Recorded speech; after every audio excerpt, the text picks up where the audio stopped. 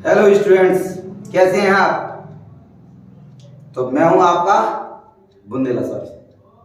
चलिए, तो सबसे पहले आपसे कुछ बात की जाए।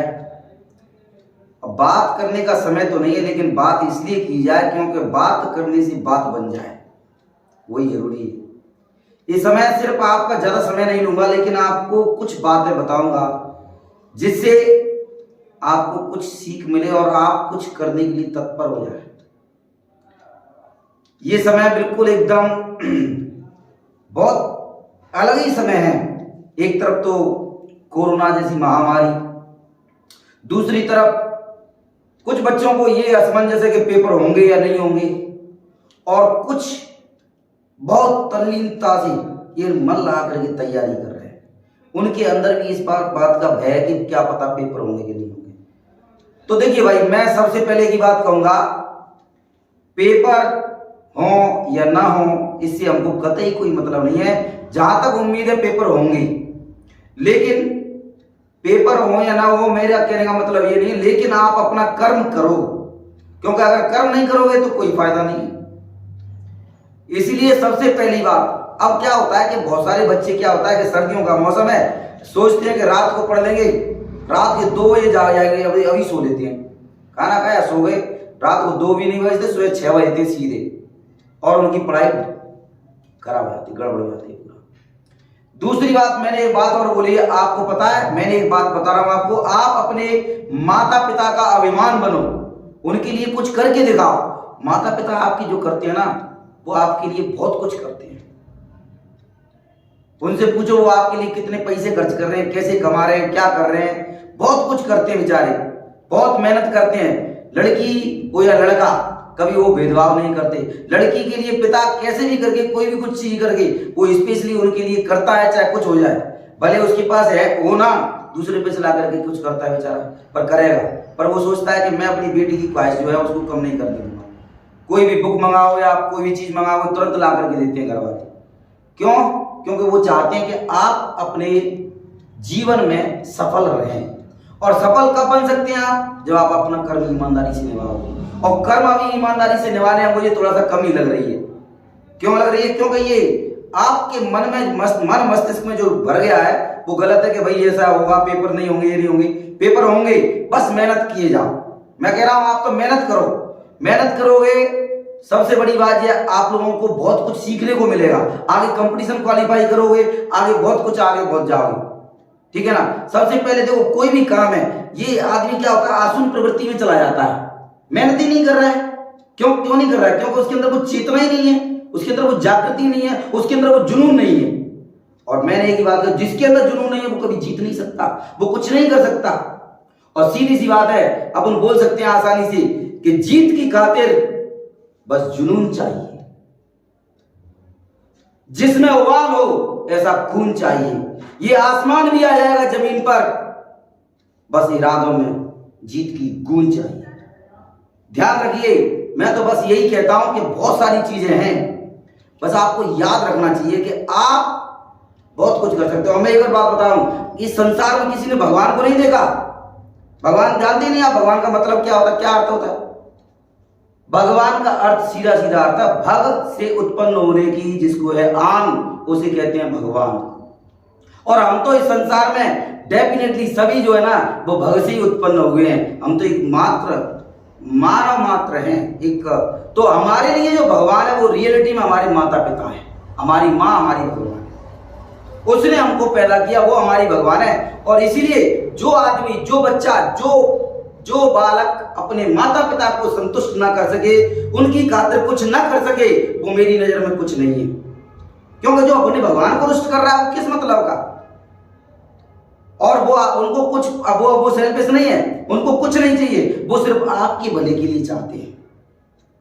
अगर वो आए डांट रहे हैं, आपको पीट रहे हैं, या आपसे कुछ बात कर रहे हैं, आपको कड़वा बोल रहे हैं, तो वो ये सिर्फ ये चाहते हैं कि मेरा बालक या बालिका सिर्फ और सिर्फ अपने जीवन में सक्सेस हो, कहीं किसी के आगे हाथ ना फैलाए। इसलिए वो ये चाहते हैं, इसलिए वो आगे बढ़ना चाहते हैं और आगे बढ़ाना चाहते हैं आप लोगों को।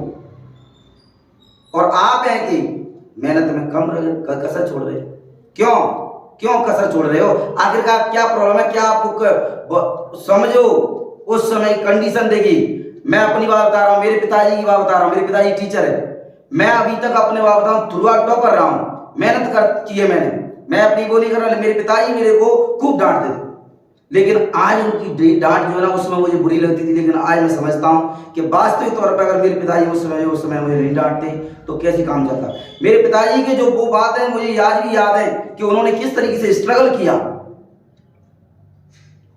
अभी तो गैस वैस चल गई है, पहले वो बस स्टैंड पे से लकड़ी का गट्टर ले आकर गट्टर रख करके अपने बिल्कुल एकदम अपने वहां जहां रहते थे वहां तक जाते थे। इतनी मेहनत। और आज हम आसानी से माता पिता से मतलब रूट करके बोल देते हैं मेरे पास ये नहीं है, वो नहीं है, ऐसा नहीं है, फलाना ठिकाना नहीं। पैदल पैदल जाते थे, बहुत सारे काम करते थे, ठीक है नहीं। और अब आपके पास सब कुछ है, सर्व संपन्न है आप। आपके माता पिता के पास कुछ नहीं है, बेचारे मेहनत करके आपको दे रहे हैं। बहुत से के पिता तो बेचारे बाहर काम कर रहे हैं, बाहर काम कर रहे हैं, उसके बाद आपको सब कुछ करवा रहे हैं आपकी खातिर कि आप कैसे भी करके सक्सेस हो जाएं। और आप है कि तैयारी नहीं कर रहे भाई। अभी अगर आप तैयारी कर लोगे तो डेफिनेटली आगे बढ़ जाओगे, ठीक है। और यही मैं आपसे सीधी सी बात कहूंगा, इस दुनिया में कोई भी काम असंभव नहीं है। असंभव कोई भी काम नहीं है।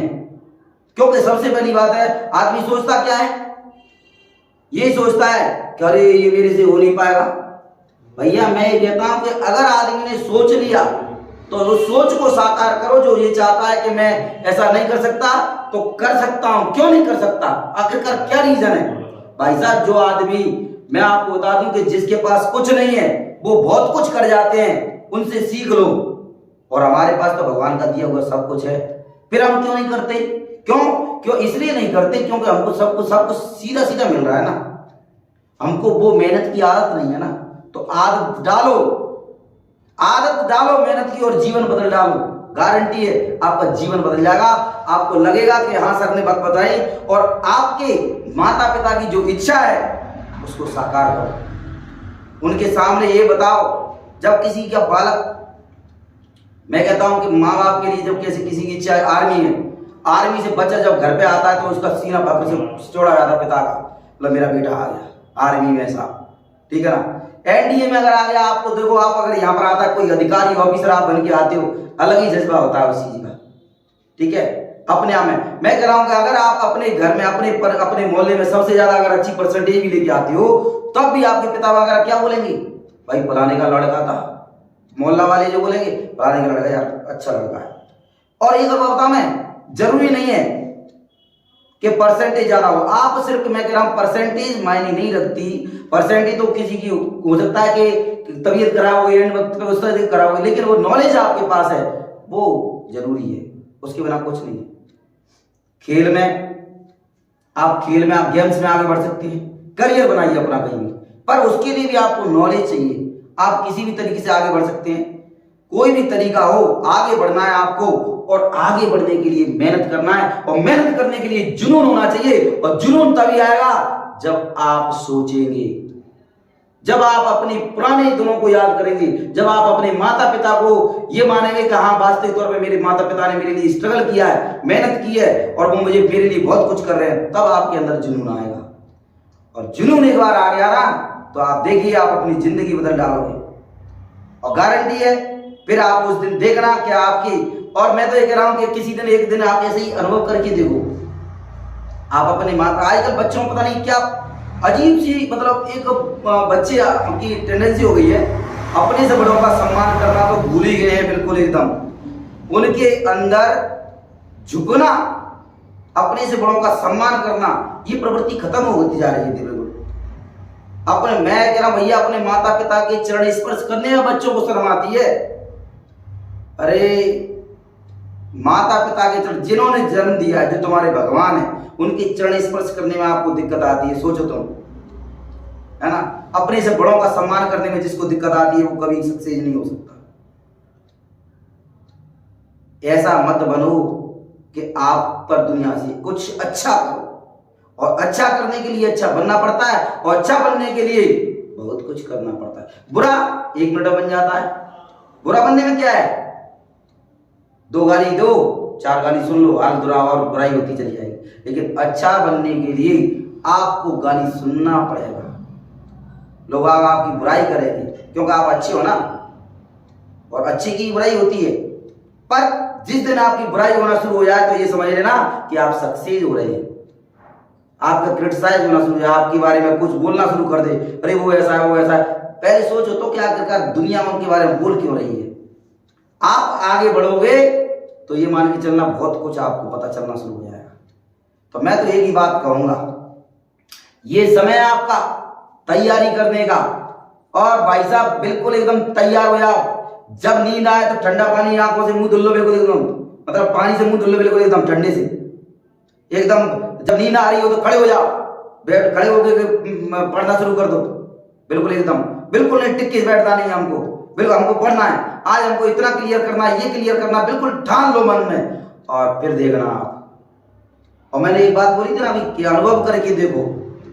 अपने माता पिताओं का कभी कहना तो हम मानते ही हैं, कभी बिना मतलब कि अपने माँ पिता के पैर छूना, ये सब चीजें ना आपको अनुभव दिलाते हैं, आपको बताएंगे कि देखो वो कितना। आप कभी मम्मी चुपचाप बैठी हो और आप जाकर के मम्मी के बगल में जाकर के बैठ गए, उनसे अपनी बात रखोगे तो वो अपने आप ही एक वहां पर देखना क्या मार्मिकता आएगी, क्या बात आएगी। तो माँ और पिता इन दोनों की खातिर और अपने जीवन की खातिर मेहनत कीजिए, जुट जाओ अभी से, धुआंधार मेहनत करो, एकदम ऐसी मेहनत करो कि ये लगे कि बस अब मैं छोड़ूंगा नहीं, अब मैं पूरा याद करके छोड़ूंगा चाहे कुछ हो जाए। ध्यान रखिएगा मेरी बात, इसीलिए मैंने आप लोगों को बताया कि अब मेहनत में कसर नहीं होनी चाहिए, जुनून भर लो अच्छी तरीके से, समय का सदुपयोग करेंगे। कोई दोस्ती काम नहीं आने वाली अभी सिर्फ और सिर्फ हम और हमारी किताबें, और हमारी किताबें जो हमारी सच्ची मित्र होती हैं, सच्चे दोस्त होते हैं, उन्हीं की खातिर हमको पढ़ना है। बस उन्हीं को हमको अच्छी तरीके, वही हमको ज्ञान देगी, और वही ज्ञान हमारा जो रास्ता है उसी से हम आगे बढ़े अपनी जिंदगी को अच्छा बनाएंगे, और हम भी अच्छे बनेंगे, और इस समाज को अच्छा बनाएंगे। समाज अच्छा होगा तो देश अच्छा होगा, देश अच्छा होगा तो फिर समझ लो हम अपने सच्चे देशभक्त कहलाएंगे। ठीक है, चलिए जय हिंद, कल बात करते हैं।